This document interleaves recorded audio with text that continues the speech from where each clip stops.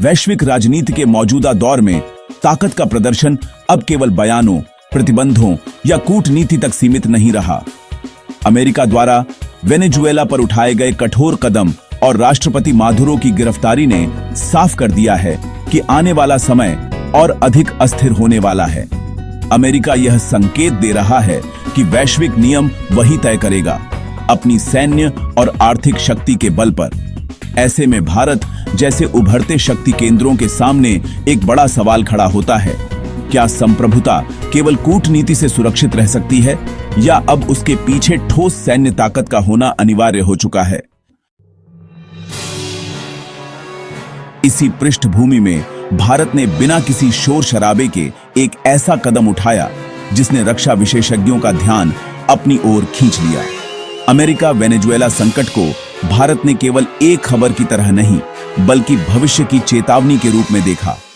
इसी सोच के तहत राजस्थान के पोखरण परीक्षण क्षेत्र में भारत ने एक अत्यंत गोपनीय लेकिन रणनीतिक रूप से क्रांतिकारी सैन्य परीक्षण को अंजाम दिया। यह परीक्षण किसी नई मिसाइल प्रणाली का नहीं था, बल्कि उस हथियार श्रेणी का था जिसे दशकों से पारंपरिक और सीमित समझा जाता रहा, तोपखाना। भारत ने दुनिया का पहला 155 मिलीमीटर रमजेट पावर्ड आर्टिलरी शेल सफलतापूर्वक परीक्षण करके यह दिखा दिया कि वह केवल मौजूदा सैन्य संतुलन का हिस्सा नहीं रहना चाहता, बल्कि उसे परिभाषित करने की क्षमता भी रखता है। अब तक पारंपरिक 155 मिलीमीटर आर्टिलरी गोले टोप से निकलने के बाद बैलिस्टिक पथ पर चलते थे।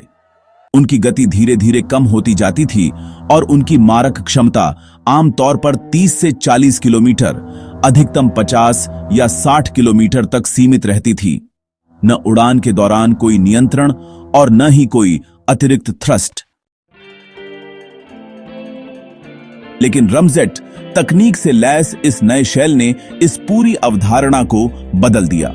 तोप से मिलने वाली शुरुआती अत्यधिक गति का उपयोग करके इसका इंजन सक्रिय हो जाता है और यह खुद थ्रस्ट पैदा करते हुए नियंत्रित उड़ान भरता है।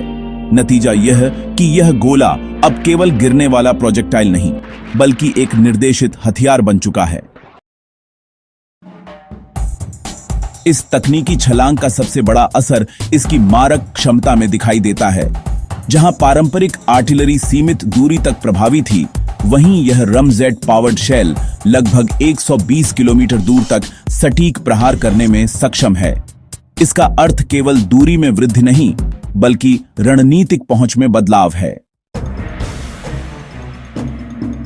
अब तोपखाने की मदद से दुश्मन के एयरबेस, लॉजिस्टिक सप्लाई हब, हथियार डिपो और कमांड सेंटर जैसे उच्च मूल्य वाले लक्ष्यों को गहराई में जाकर निशाना बनाया जा सकता है। वह क्षेत्र जो अब तक मिसाइलों या वायुसेना के लिए सुरक्षित माना जाता था। इससे भारत यह संकेत देता है कि वह महंगे मिसाइल हमलों पर पूरी तरह निर्भर हुए बिना भी गहरी स्ट्राइक क्षमता विकसित कर सकता है, जो अमेरिका जैसी महाशक्तियों के सैन्य मॉडल को सीधी चुनौती देता है। इस शेल की सबसे बड़ी विशेषता यह है कि इसके लिए किसी नई तोप प्रणाली की आवश्यकता नहीं है। यह M777, ATAGS और धनुष जैसी सभी 155 मिलीमीटर नाटो मानक गणों से दागा जा सकता है।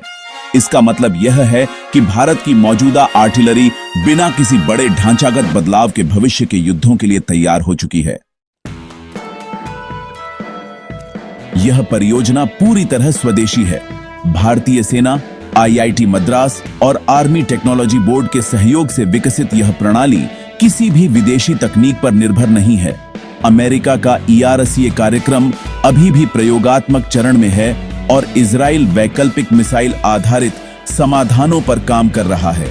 लेकिन ऑपरेशनल स्तर पर रमजेट आर्टिलरी शेल का सफल परीक्षण करने वाला भारत दुनिया का पहला देश बन चुका है।